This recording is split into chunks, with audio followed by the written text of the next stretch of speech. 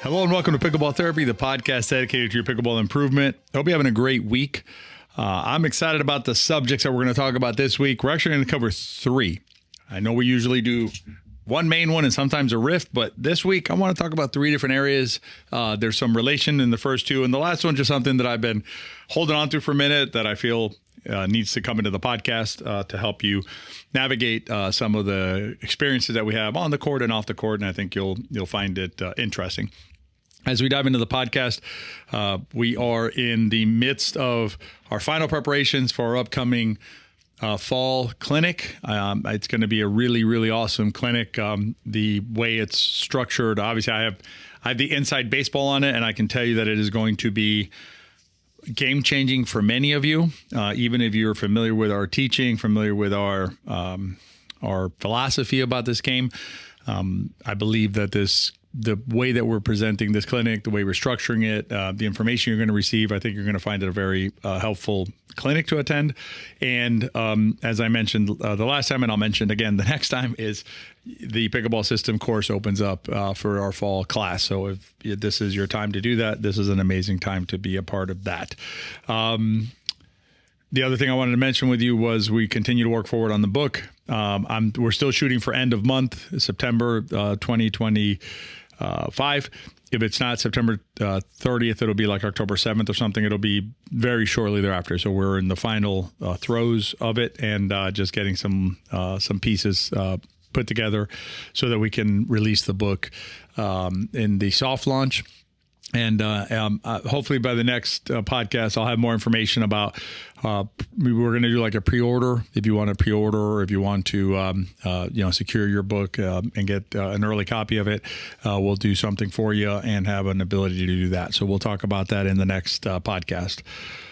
All right, let's talk about, there's a couple of concepts that interrelate here. And I'll start with the easier one first. And then I'm going to share with you guys a personal struggle that I had today in my game that maybe help you see how I try and navigate this process. And I believe that what I came up with in my own navigating of the process certainly helped me. I think it'll help you too. Plus, you get to see that even though I think about this a lot and I'm the host of the podcast, still a human being. I've been able to shake that limitation in my existence. So, and I'm kidding, obviously, because I don't see it as a limitation, but it is something that you have to factor into how you behave and everything you do. So, all right, let's start with the easiest one first. So I was watching some U.S. Open. This is about a week or so ago, and I'm watching an early round match, and there's a younger player on the court, and he, when I say younger, he's probably around 20-ish, and he they're in the fourth set. I think it was a pretty competitive match, and he misses a forehand, and as soon as he misses a forehand, it was a rally that they hit several balls, and he misses a forehand. Then I see he just tosses the racket right onto the court, and it was interesting to me because it's obviously this player is playing from a standpoint of I guess he's not allowed to miss a shot ever, because he missed a forehand. So he decided he needed to throw his racket. And it got me thinking about how, this idea of preparing yourself mentally so that you can avoid the potential letdown during game time when you invariably miss a shot. Because as you know by now, you're going to miss shots. There's just no way about it. The key is to get yourself mentally ready for that reality before you step out on the court, right? Before you go play. I think if you were speaking to this player that I mentioned, the one who threw his racket in the tennis game,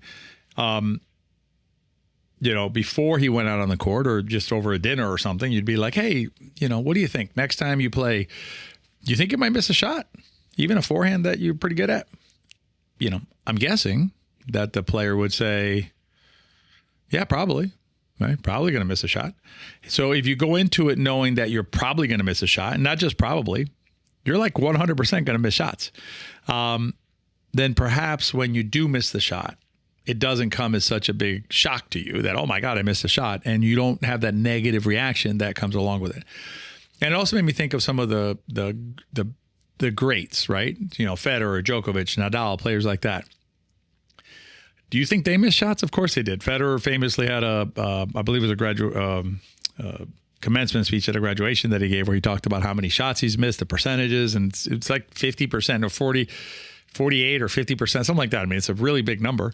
And that's expected, right? That the rallies end with an error by him, or really, but not that he's missed 50% of the shots, but that the rallies end by him missing a shot about 50% of the time.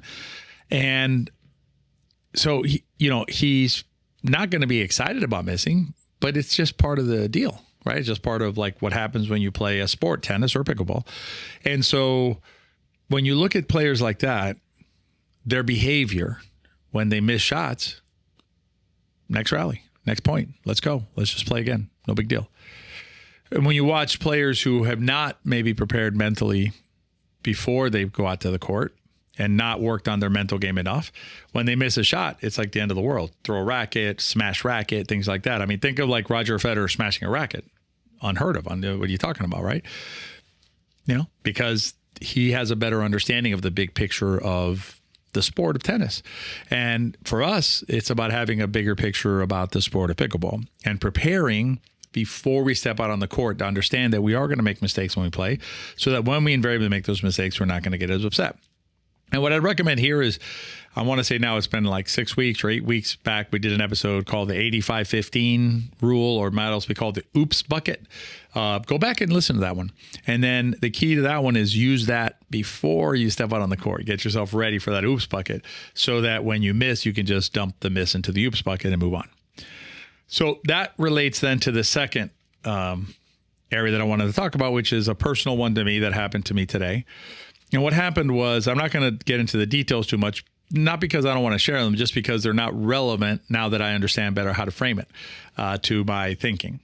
So what happened was, we were playing, it was a closed open play, right? So it's a closed group, but it's open play within the group that we move around.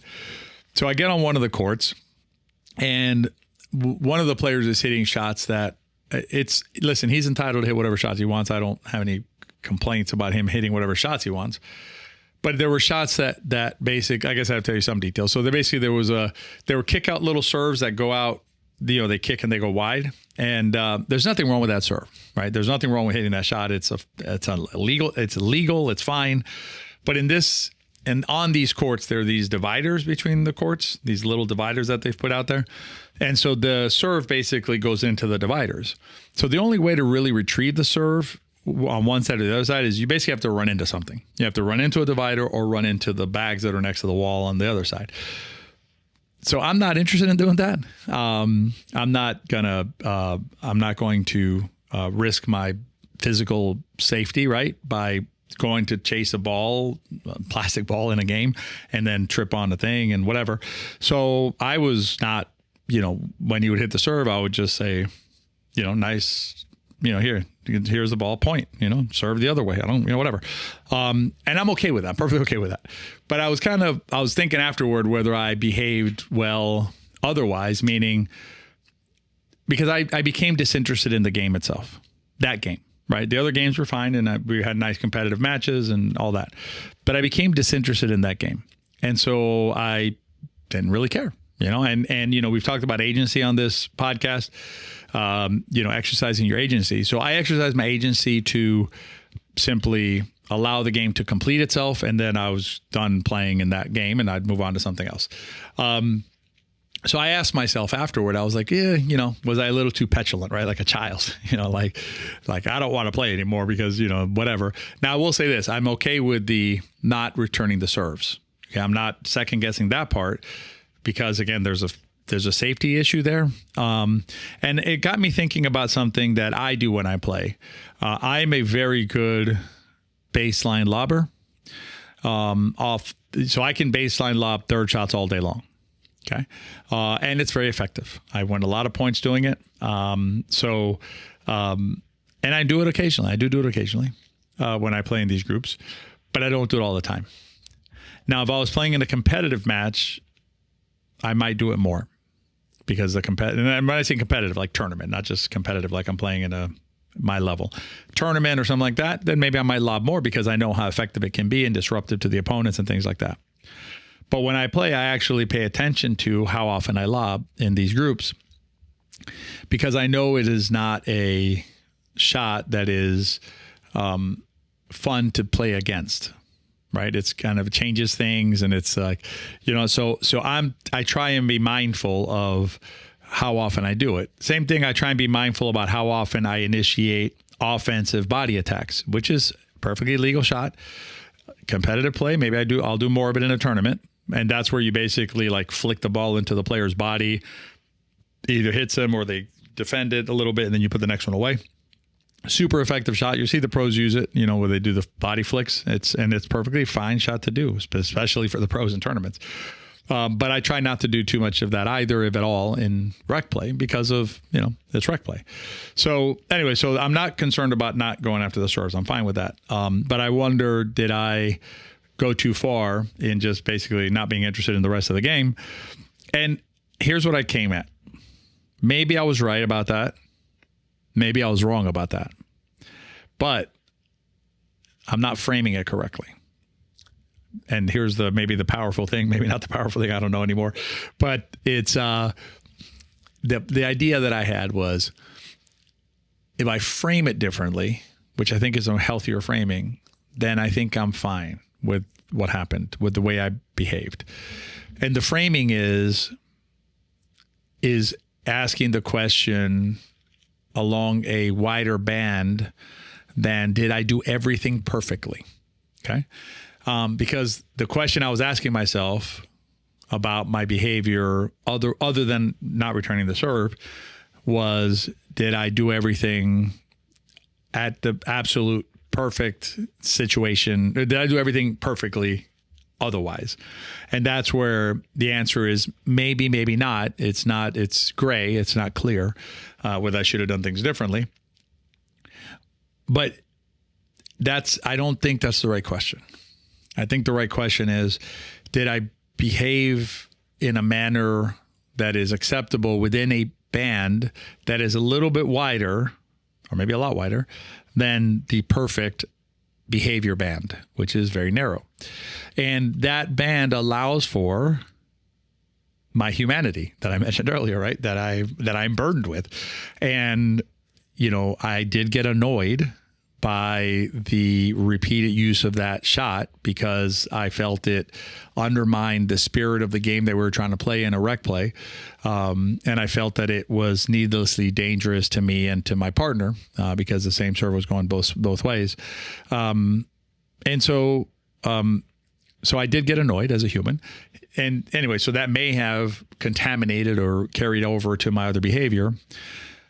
But so the question is, did I act perfectly within a very narrow band of perfection, to repeat that, but did I step out of line? I think that's a better question. Did I behave in a way that is unacceptable in terms of, was I rude to my opponent or my partner? Did I toss my paddle? The answer to those questions is no, I didn't do any of those things. And so I feel that when you frame the question, when you find the correct framing for it, then you can find the better answer for it. And I will tell you this is a very big picture item for me, and not just for pickleball. This applies to me outside of pickleball as well, and everything I've ever done. What I've often concluded is that the sometimes when we find ourselves in a difficult mental situation, we're trying to figure things out. The difficulty that we face is because we're asking the wrong question, right? We haven't figured out the right way to frame out the question that will then give us an answer that is more in line with what we're trying to figure out. And to be clear, I'm not suggesting that we need to find a question that just happens to fit the narrative that we want. That's not what I'm saying here. What I'm saying here is that we find a question that properly gets at what we want to know. And for me today, what I wanted to know from myself is, was my behavior okay or not okay? Not was it perfect, right? That's the difference. And I think once I framed it out that way, was my behavior okay, then I'm good. And I was okay with my behavior and everything is fine.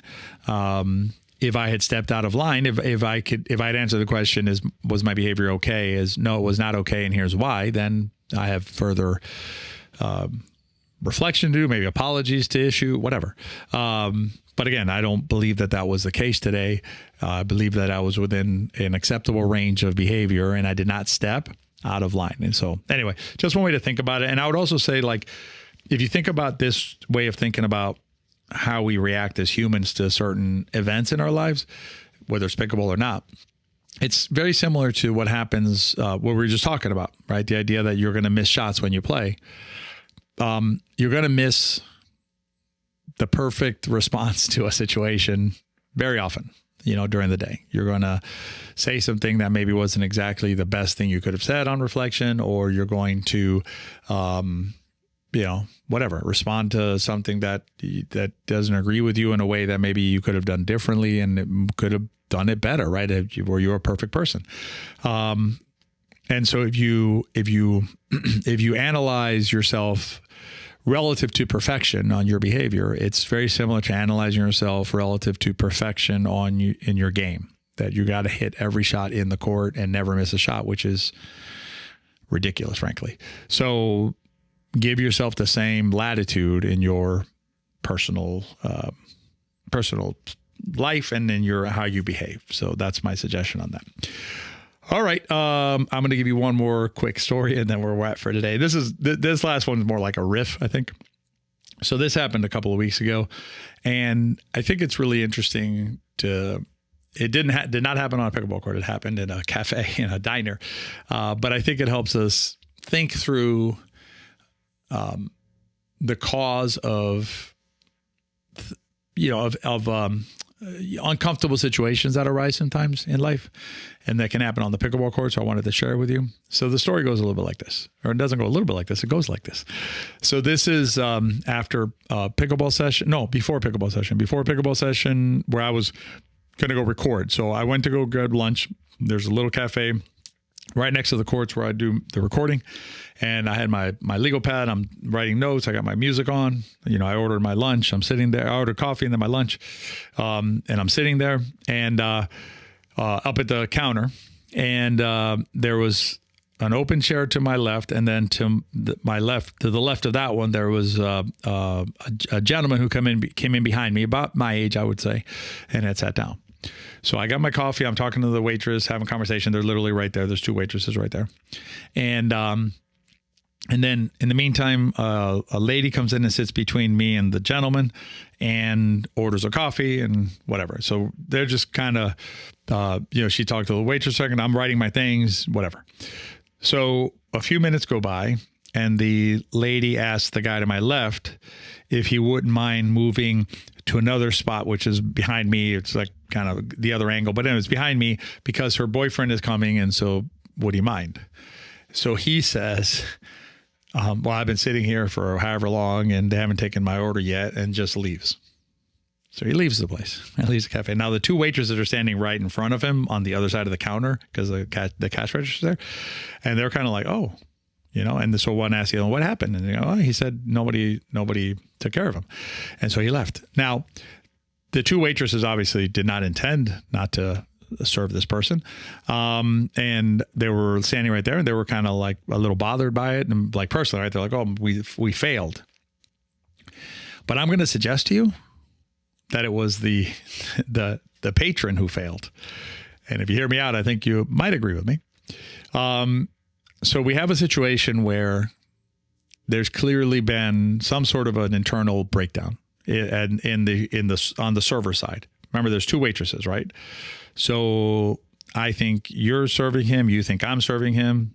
Can happen, right? That's human. And so but a breakdown happened, right? They clearly would rather have served him than not served him. So there was a mistake.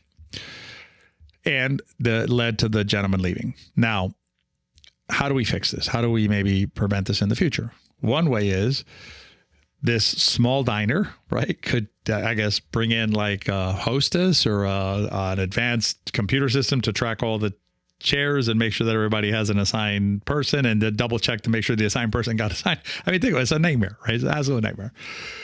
Or we could solve it by the patron who's sitting there with no coffee in front of him. Looking up and saying, I kind of have to laugh now, but saying to the waitress, may I have a coffee? Or, no one has served me yet. Would you mind bringing me a coffee? Anything, and I think about it. And again, it's a little bit comical, and I don't want to make light of it because I know, this gentleman's trying to do the best he can through life, and that's all fine. But it just reminds me of like when you talk to a child where you say use your words, right? Just use your words. And so I think about that there because I think there was an unfortunate, he's probably never come back to the diner ever in his life. He's probably upset at the diner. I don't know if he left a review or not, but he's pissed off and he thinks it's their fault and he was mistreated. So he left. The waitresses, for the moment anyway, they probably don't think about it anymore, but in the moment they felt bad about it, like, oh my God, we let this gentleman down. And all of that, plus he would have gotten a great cup of coffee. They have really good coffee and food there. He would have enjoyed his diner experience by just saying, may I have a cup of coffee, and you solve the problem, right? And so when you're in a situation in pickleball or in life, right, where you're unclear, unsure, whatever, make it clear, right? Use your words. Ask, say, don't assume, don't wait around, don't, and sometimes, it'll be a little uncomfortable. It'll be maybe a little weird, like if you're at the courts and you're not sure whether they need a fourth and you go say, hey, do you need a fourth? And they say, our friend is in the bathroom coming back, or no, we're fine. We're drilling, whatever. But you know what? Oftentimes they'll say, you know what? Yeah, that'd be great. Let's play. And so now you made new friends and it's much better when you use your words. So hopefully that helps you. I think it's a great way to exercise your agency and just go about life. So, all right, that's this week's podcast. I hope you enjoyed it. As always, if you have a minute to rate and review it, really appreciate it. I haven't had a chance to check lately to see how that's going in that world there, but hopefully y'all are in there every day, all the time, rating and reviewing. And if you enjoyed the podcast, always consider sharing with your friends, because remember, if you enjoyed the podcast, they probably will too. And I didn't say this before, so I'm going to say it now. My name is Tony Roig. I'm the host of the podcast. I always forget to say that, but I didn't forget this time. I said it at the end. So anyway, hope you enjoyed the podcast. Have a great week, and I'll see you in the next episode of Pickleball Therapy. Be well.